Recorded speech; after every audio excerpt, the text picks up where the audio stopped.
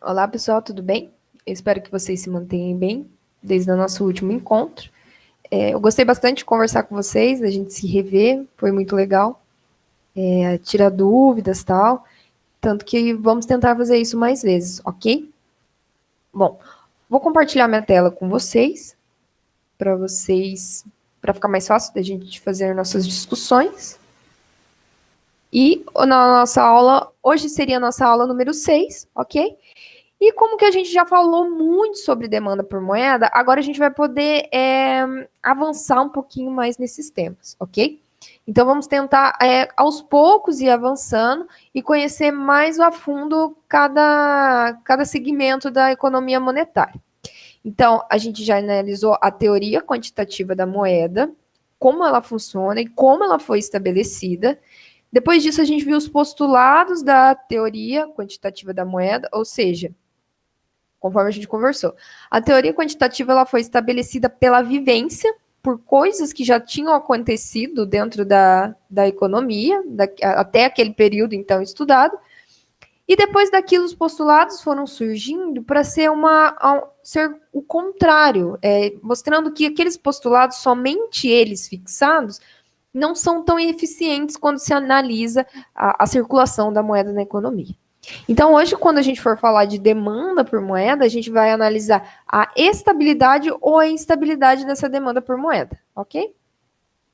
Antes da gente começar as nossas discussões, eu coloquei aqui o gráfico do nosso último atividade que eu coloquei para vocês, para a gente ver a preferência em relações à aula de economia monetária.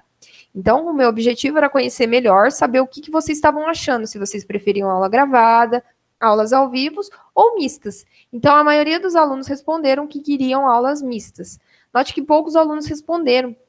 Então, pessoal, não esquece, por favor, vai lá, avisa os amigos, vocês que têm aí o grupo de vocês no WhatsApp, precisa responder para ter a presença, tá? Se alguém não conseguiu responder dentro dessa semana, eu disponibilizo o material novamente, vão lá e respondam, tá? Porque assim eu consigo marcar, guardar que vocês estão fazendo alguma atividade, alguma coisa, até que esse período todo passe, ok?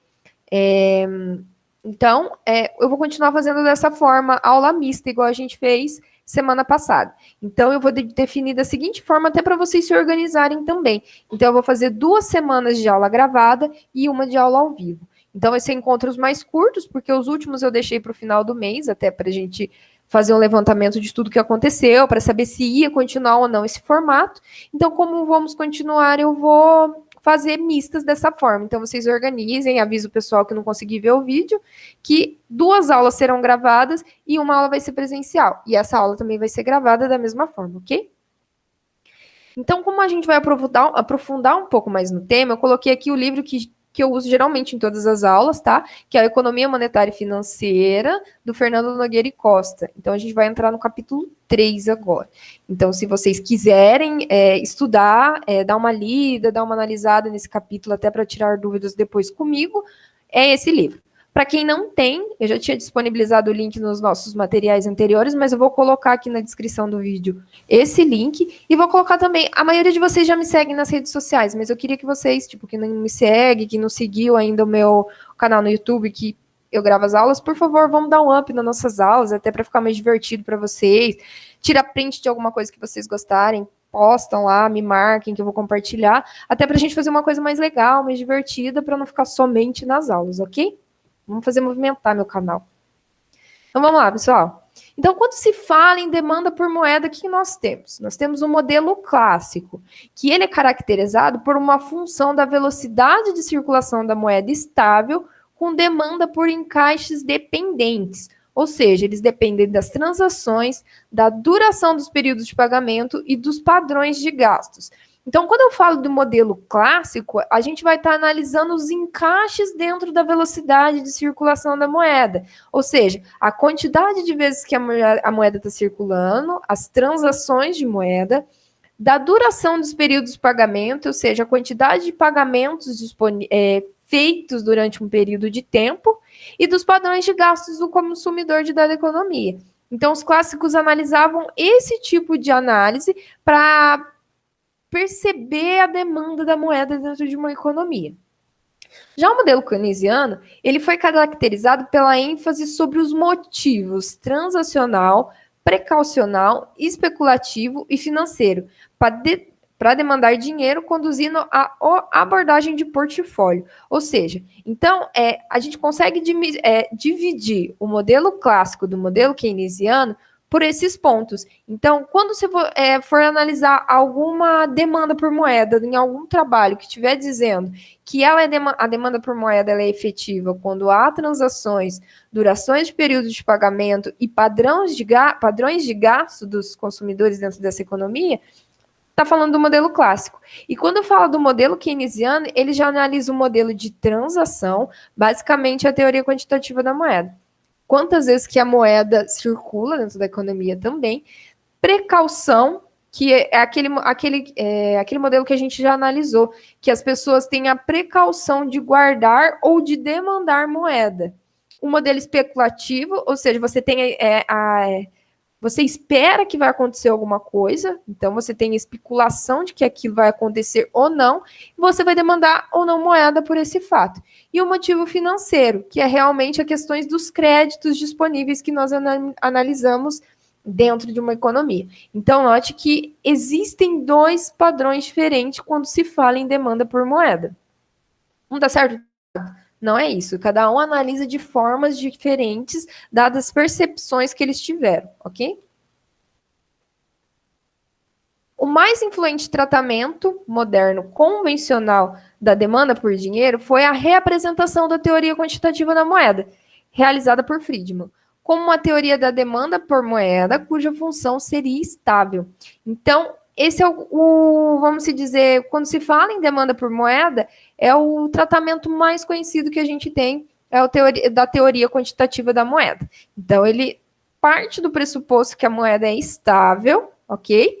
E para preceder todos os seus postulados. Então, a moeda é estável, ela está dentro do pleno emprego do fator de produção, e a partir desse ponto, as pessoas demandam moeda dentro dos seus postulados.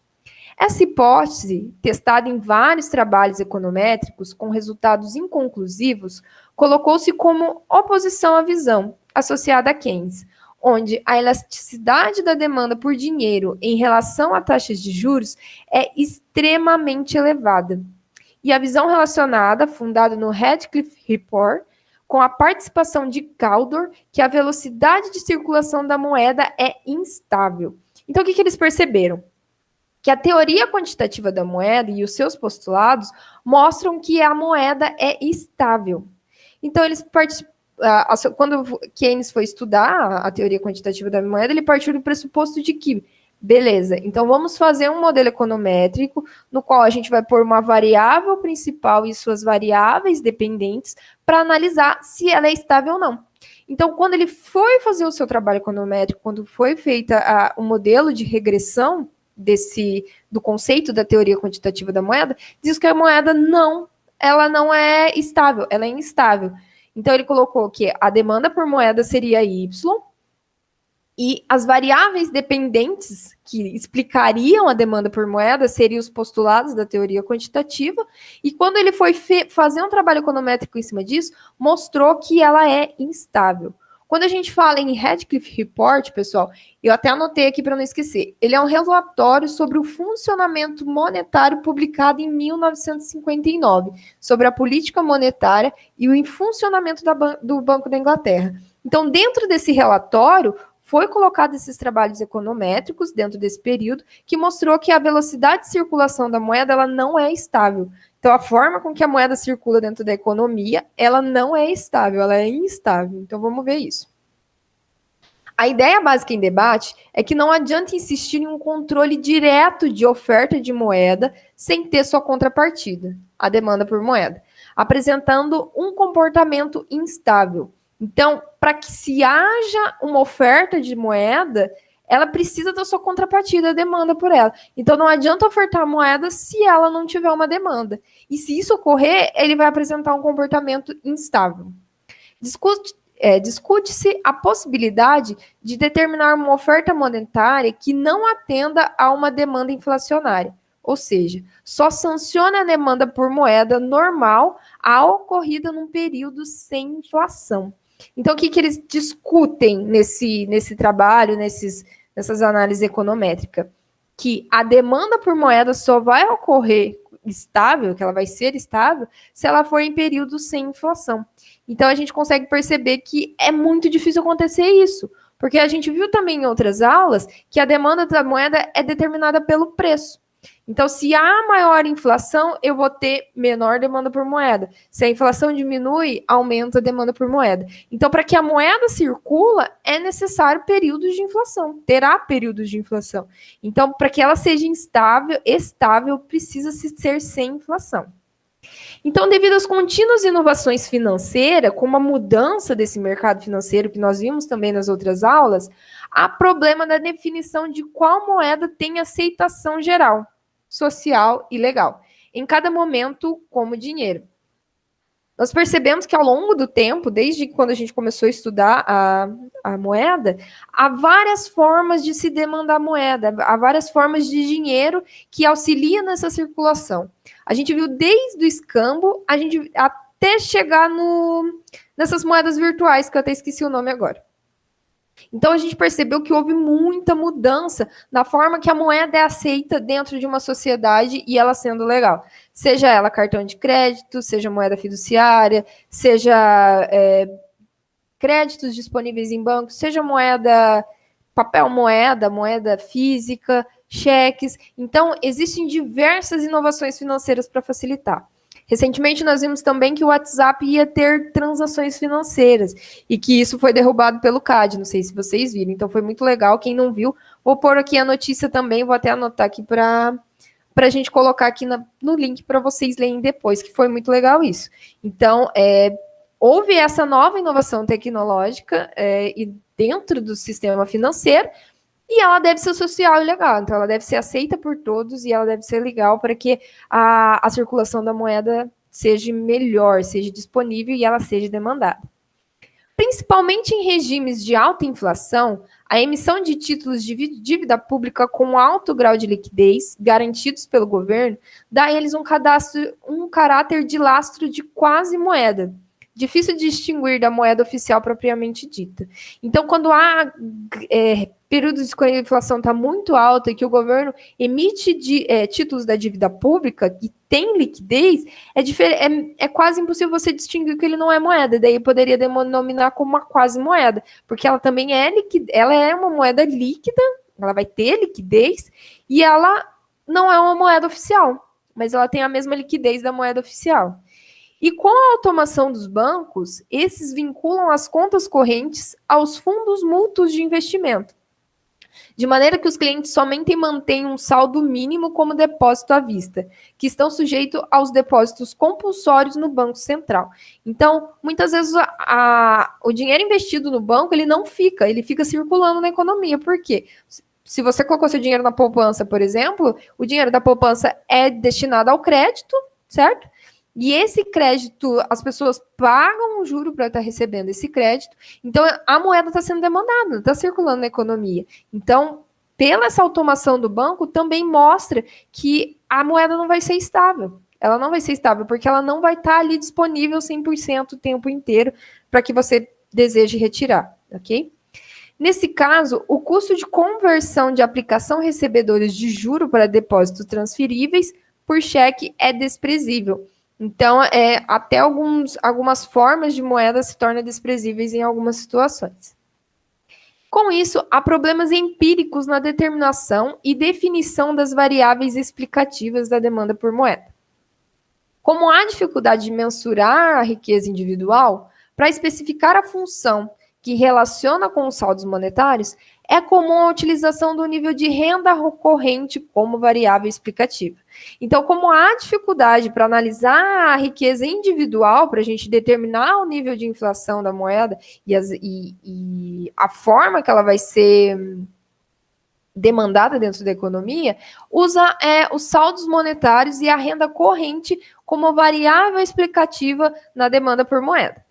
Quanto ao uso da taxa de juros nominal ou a taxa de inflação como variável mais importante para explicar a demanda por moeda, isso depende do contexto, se ele vai ser inflacionário ou não. Então, tanto a taxa de juros nominal quanto a taxa de inflação, elas podem estar como variáveis explicativas no modelo para demandar moeda. Eu coloquei aqui para ver se a gente fica mais fácil de entender. Lembra que a gente comentou bastante dentro da econometria ano passado, os modelos de... Os modelos... Nossa, gente, sumiu da minha cabeça o negócio. Então, a gente analisou dentro da economia esses modelos com as variáveis explicativas que elas tendem a explicar, logicamente, a variável principal. Então, se a gente for analisar um modelo econométrico para tentar explicar a demanda por moeda, então nós temos Y, que é a variável que será explicada, que é a demanda por moeda. X1 seria o nível de renda da população, porque dependendo do nível de renda, ela vai demandar mais ou menos moeda. E daí colocaria também, conforme a teoria analisada anteriormente, X2 como a taxa de juros nominal, X3 a taxa de inflação. Que daí a gente teria esse modelo de regressão múltipla, era isso que eu estava tentando lembrar. Então, dentro do modelo de regressão múltipla, para a gente explicar qual é a variável explicada, a variável demanda por moeda em relação às explicativas. Então, a gente pode mostrar que a demanda por moeda vai depender do nível de renda, da taxa de juros nominal e da taxa de inflação, ou K fatores explicativos que podem demandar por moeda, já que a gente está analisando um modelo de regressão múltipla e a variável erro. Então, quando faz essa análise de regressão para analisar a demanda por moeda, quando ambas as variáveis são colocadas como determinante, tanto a taxa de juros nominal e a taxa de inflação, e elas são muito próximas, elas são simultâneas da equação por demanda por moeda, surge o problema econométrico de multicolinearidade. Lembra que a gente estudou bastante sobre isso? Então, quando você vai explicar uma situação, no caso da demanda por moeda, e eu tenho indicadores que são muito próximos, como aqui a taxa de juros nominal e a taxa de inflação, que eles tendem a explicar quase a mesma coisa, que eles são muito próximos, pode gerar o problema de multicolinearidade, que é o caso da regressão de demanda por moeda. Elas vão se mover na mesma direção. Então, tendo essas duas variáveis como variável explicativa da demanda por moeda, dificilmente a gente vai encontrar um resultado estável. Ela não vai mostrar essa estabilidade. Ela vai apresentar até o erro de multicolinearidade. Então, realmente, a moeda não vai ser estável, dadas as variáveis que elas são explicadas, ok?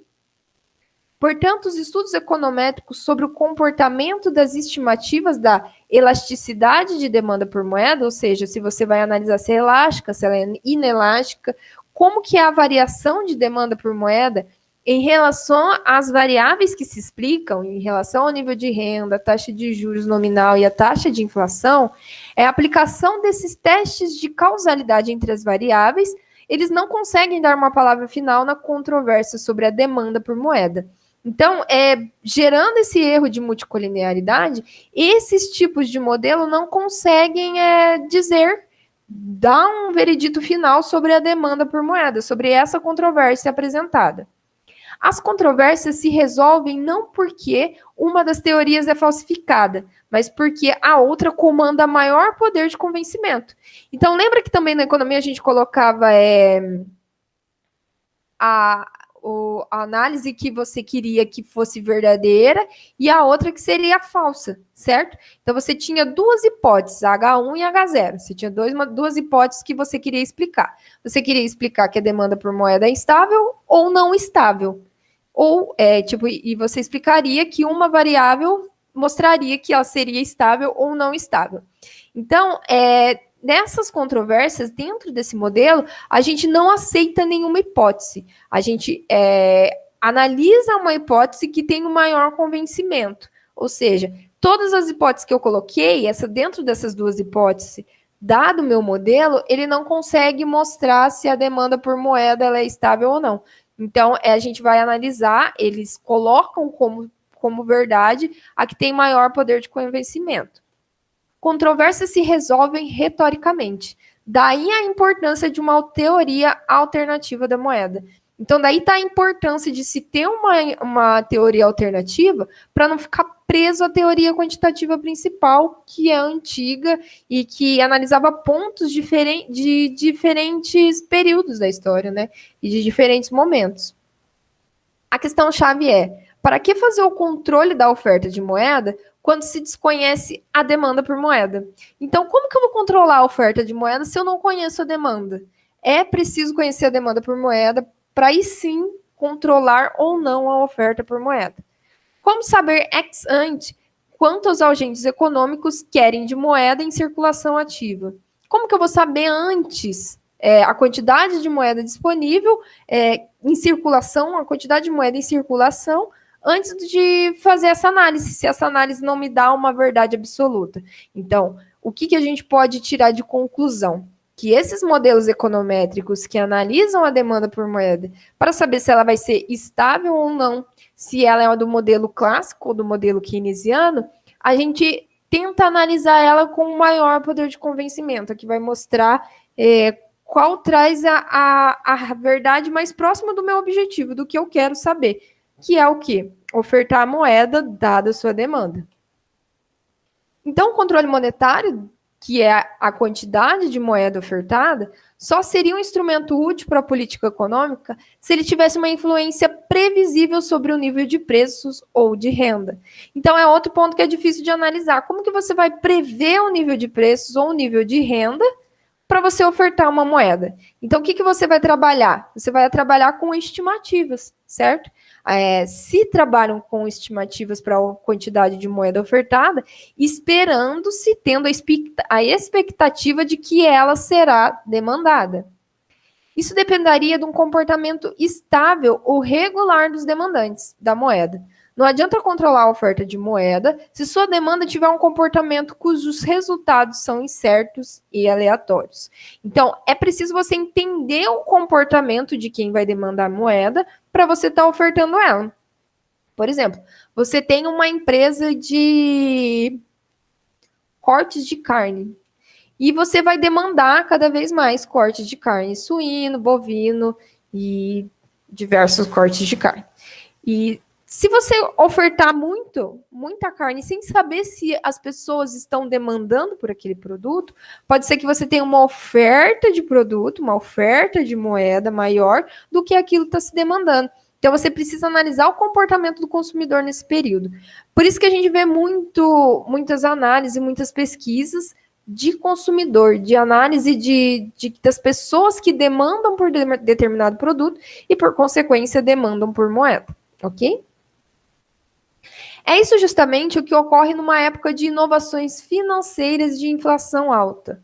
O comportamento se torna volátil, flutuando entre aplicações financeiras e conversões monetárias. O descontrole monetário deriva da causalidade unidirecional do nível de preço para a demanda por moeda e daí para a oferta de moeda. Então, quando há inovações financeiras ou inflação alta, vai ter sempre essa volatilidade entre você aplicar sua moeda ou você converter ela em algum bem. Vamos novamente analisar o estado atual da economia, correto? Como que a economia está se comportando no momento. As pessoas estão fazendo aplicações financeiras ou elas estão convertendo em moeda? O que vocês acham que está acontecendo? Essa é uma pergunta boa para fazer na atividade. Então, o descontrole monetário ele vai derivar da causalidade unidirecional. Então, é necessário o nível de preços, conhecer o nível de preços para a demanda por moeda, e dentro desse nível de preços você vai saber se há demanda por moeda, e daí para a moeda ser ofertada. Então, é preciso fazer análise ex ante para você saber o ex post. Mas o convencional dos economistas consideram essencial analisar o comportamento das variáveis que compõem a demanda por moeda. Então, é necessário entender as variáveis que vão demandar moeda. Se esta for perfeitamente elástica, se ela está perfeitamente sensível a essas mudanças em relação a taxas de juros ou perfeitamente inelástica, ela é insensível à taxa de juros, terá resultados opostos com relação à política fiscal e monetária. Então, deve-se perceber que se dessas variáveis que estão demandando moeda, ela é elástica ou não em relação à demanda por moeda. Porque só assim será possível fazer políticas fiscais e monetárias que estarão facilitando a circulação da moeda na economia. Antes de apresentarmos a função da demanda por moeda estabelecida por Friedman, vamos verificar na próxima aula o tratamento neoclássico da velocidade de circulação da moeda. Então, antes da gente ver a função de moeda que foi estabelecida, a gente precisa entender como os neoclássicos trataram a velocidade da circulação da moeda. E isso a gente vai ver na próxima aula, ok? Pessoal, por favor, não esqueçam de responder a atividade, tá? Respondam lá, porque assim eu posso considerar que vocês estão vendo, que vocês estão participando das aulas, tá bom? E não esquece de curtir, de tirar um printzinho, dar um like, vamos dar uma movimentada em tudo isso, ok? Pessoal, muito obrigada, até a próxima aula e um grande abraço.